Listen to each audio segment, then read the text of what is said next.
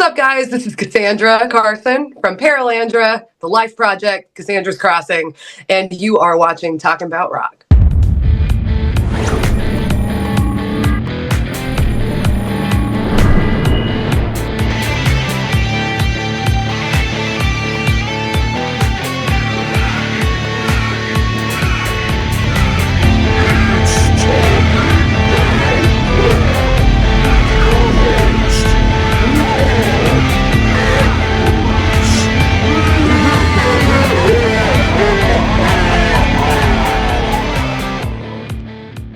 Okay, always great to have back with us today's guest from Paralandra and Cassandra's Crossing and the Live Project.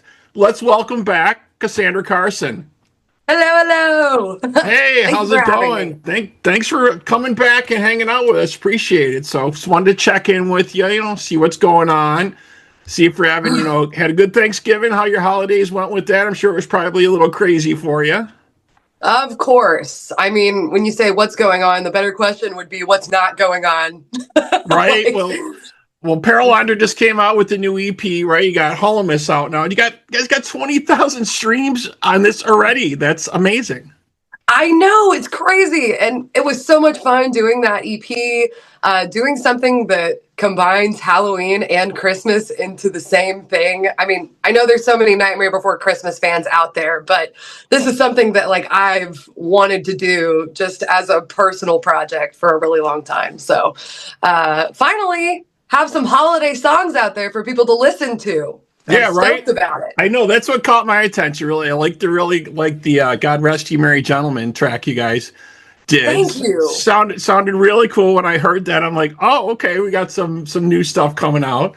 So yeah, just really cool. So I'm glad you guys took some time to do that. We'll definitely have to give that some spins on Rock Rage Radio for you with all that for sure. Another thing I wanted to ask you about, obviously, it's a father-daughter team here for you guys in Paralandra. You and your dad, Paul Carson, you guys started this in 2013. A situation I'm sure a lot of fathers out there would envy if they could play in a band with their daughter. But is it challenging sometimes also for you? I mean, yeah, I think with any relationship with another human being, there's going to be challenges. But the lucky thing about it is that my dad and I know how to work with each other on a personal level first. And we've learned how to do things professionally together over the last decade. So it's really been just kind of like a learning journey for both of us since joining the band. And it's kind of like starting a business together. We get to make a lot of big decisions together and, decide do we want to do a holiday EP or right. Do we want to keep writing music, focus on original stuff? So anyway, it's really fun and I love it. And geez, I was talking about passion project. Paralandra is probably the biggest passion project in my life. And huge reason of that is because I do it with my dad. Yeah, just amazing. And I also hear from a guitar legend, obviously, George Lynch. I talked to him, last week or so. You guys are currently working on the new Cassandra's Crossing album, collaborating on that with him again. Yeah, I actually go into the studio tomorrow to start laying down my vocals for realsies. For realsies? So yeah. It was a little funny. So we were talking about different projects he's done, and I said, I really like, what you did with Cassandra on this stuff. And we started talking about the tracks, and I said, like I said to you, I really like Stranger. I thought that was a cool track. And then we're talking. He's like, wait a minute. He goes, how do you know the Stranger track? I'm like, that's on the debut album, right? He's like, oh, yeah. He's like, oh, you know what? Sometimes I name the tracks like basic names. He goes, I just give them a filler name, right, for the track, So I might have put that on the new one too as a filler, just to give you a vibe of what that track is, right? And he goes, yes. But sometimes the guys keep it. They just keep the name. He said, but they need to start changing that. I know. Well, on the first record, Stranger wasn't the original title. I think the working title he had for that one was Black Wabbeth. I like that. And But the one song that I did not change the working title on Garden of Earthly Delights was Waltzing Nights. And that was like the first song that I wrote of that record, of all the songs. And I just felt like the title itself inspired like this whole story for me. And I was like, you know what? We're just leaving it. I like it. And he tried to get me to change it so many times. And I was like, no, don't change a single letter. I know it's spelled wrong. I love it. You like it like that, right? You like it. You guys seem to work very well together, come up with some great stuff, you know, and I'm really looking forward to the next project. I know he's busy and he's got a lot of stuff going on. Yeah, that guy, he never stops. I mean, I don't even know how he does it. Like, I'm young and full of energy and I'm still just like, oh, this is too much. And he's out here like still touring, still grinding. Like, he's got these new, meet and greet clubs with the Mr. Scary and Desert Eagle and Tiger Club type stuff. And like, he is still grinding. Like, I just have so much respect for him and admiration. And, you know, on a creative level as well, like, yeah, working with him, it's just, it's the best. It's kid in a candy store. Like, he kind of turns the notch up for you a little bit when you're with him, right? Yeah, he gives me so much great material to work with. And like, he's so creative, has such great ideas. And anyway, it's really just an honor. Yeah, I just thought I'd mention that to you when we talked a little bit about it. I thought it was pretty cool. I know he's busy, and you guys have been really busy on the road. You're about to, you know, have your last show is coming up soon, but you guys usually spend a good chunk of your time out on the road. What do you think is the best and maybe the hardest part of that being out so much?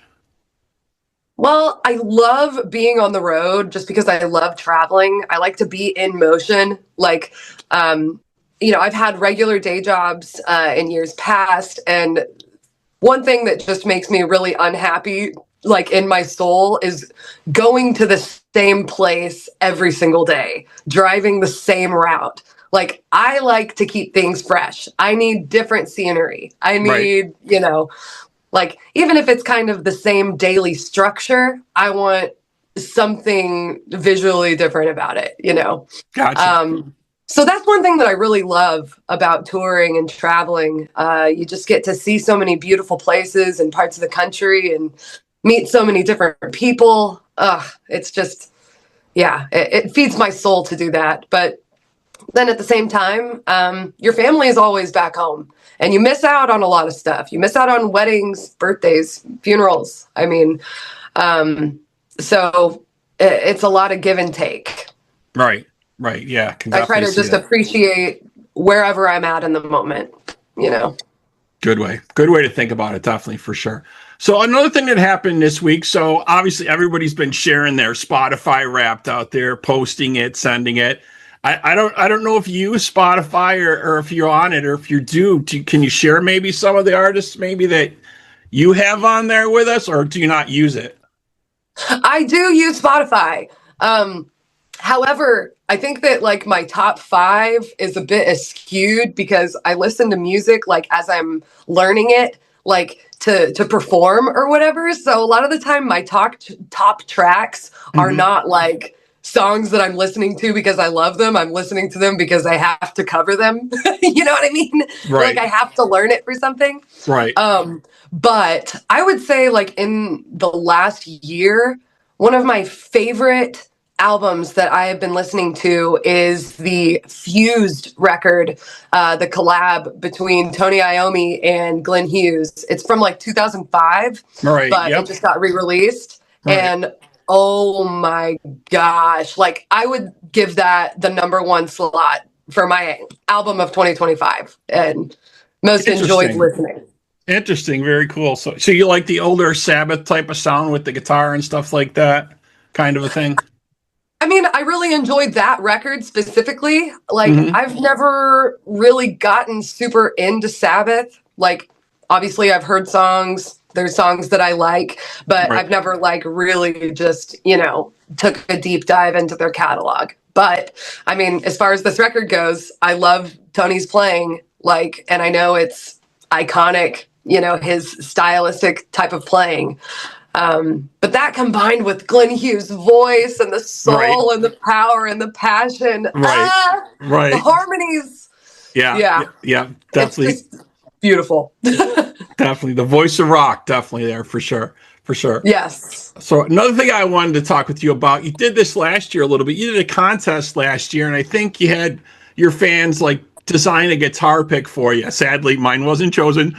But are you thinking of doing something like that again, having your fans send in some designs for things? I thought that was a really cool idea you had. I really like that. Yeah.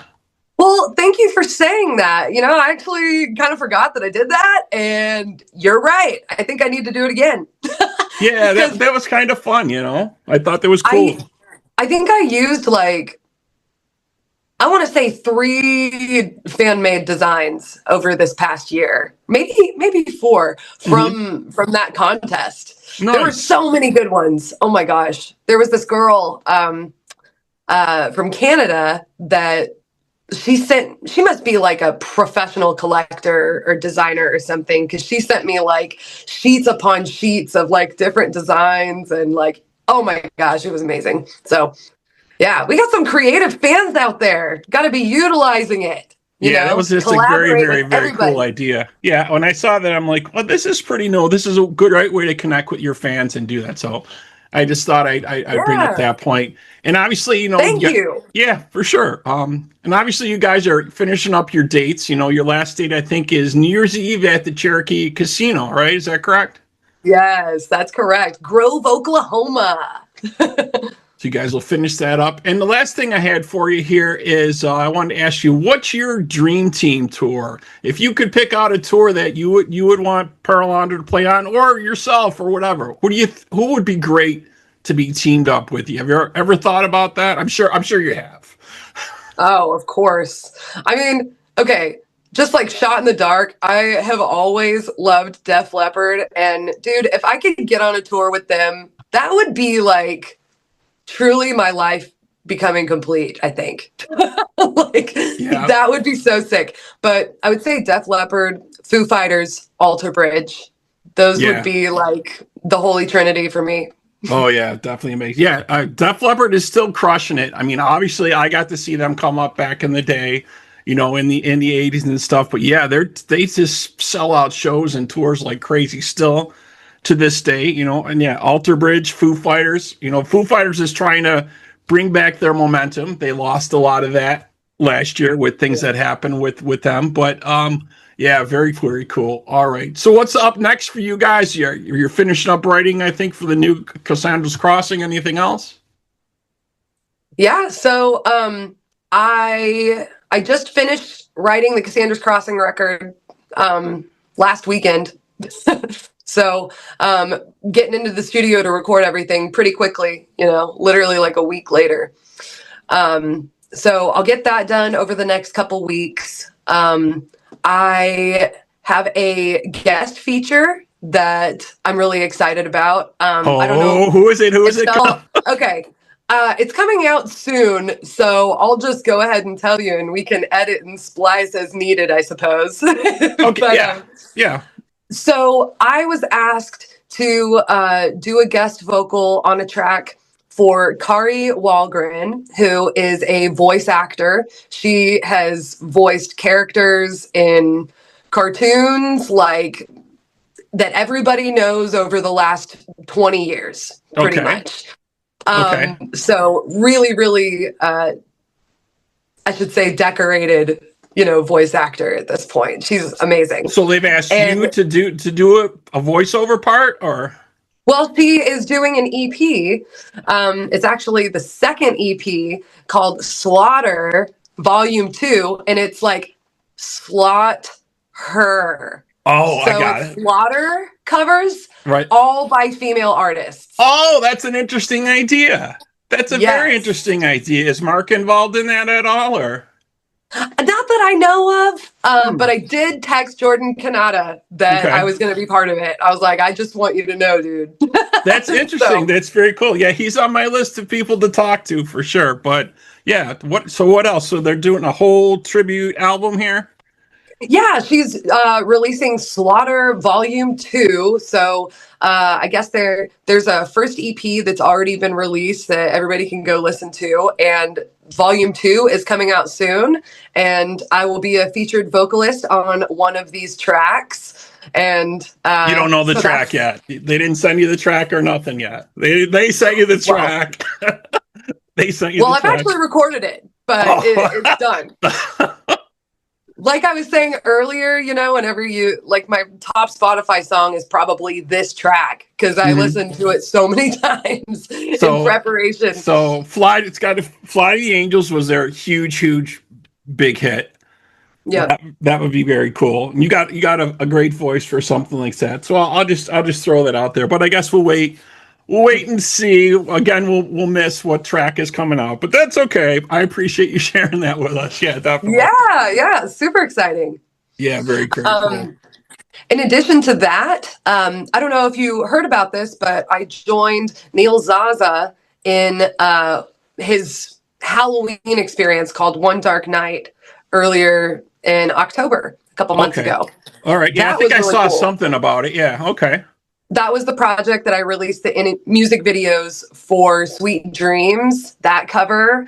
And then we also released a music video for Every Breath You Take. Both of these songs completely reimagined, and oh my gosh, they're freaking sick. But anyway, so One Dark Night is like still going. Neil and I are still collaborating. We are working on tunes for next year's show. And anyway, so yeah, I've got a lot of stuff going on behind the scenes, still working on lots of music, writing, as well as like doing some reimagined covers. And then, geez, I guess switching directions a little bit from that, the Life Project as well. We've got an album that it looks like we're going to be releasing early mid 2026. It was originally supposed to be 2 EPs released this year, and labels and one thing led to another. We're doing a little different than we originally planned, but I guess all that being said, more music from the Life Project is coming out very, very soon. Man, yeah, I got a lot going on. I can see that. Yeah. Hopefully there's time for Paralandra in that somewhere too, with all that other stuff you got, right? I know. Paralandra is like the main workhorse. I call that like, Paralandra is like my day job. That's the bread and butter. Right. And we tour the most. We practice and rehearse the most. In fact, we are creating a new studio space right now. We're completely building it from the ground up so that we can begin doing live stream concerts and things of that nature. We can continue to connect with fans all over the world, that we don't necessarily get to see if we're not touring overseas or, in random middle of nowhere, Virginia. But there's somebody that's a fan that wants to see us, I think that's a great idea. Yeah, that sounds amazing. So, yeah, a little bit of restructuring. But yeah, I'm still devoting a lot of time to Paralandra as much as I possibly can, amidst everything else that's going on. But the thing that I'm happiest most with in all of this is the fact that music is my job. And that has always been the goal. So happy to be busy. Right. They're saying that's like the hardest job, to be able to be a musician and actually make any money on that. Obviously, this week we've seen Gene Simmons in the Senate, saying things about, radio airplay and people not getting paid. And we know it's crazy with streaming. Like, you guys make like a couple cents on streams. It's just ridiculous with all that. A couple cents for a few thousand streams. Yeah. Right. It's just nuts. So I give you guys so much credit, that are out there in the trenches trying to keep that going and keep their careers moving. Definitely, for sure. Yeah. And I mean, especially like with all the AI stuff happening out there right now, I just feel like it is so important to hold on to artistry as a human being, because we can create in a way that computers just cannot do. And that's a beautiful thing. And, you can even hear it when you listen to AI songs. There's something that you're like, something about this is kind of strange. I don't know what it is, but it's like, oh, because that's not a human being. Yeah, there's no heart, there's no soul, there's no meaning behind the words they're saying. There's no feeling, right? Once they start figuring out how to do that, then there's going to be a big problem.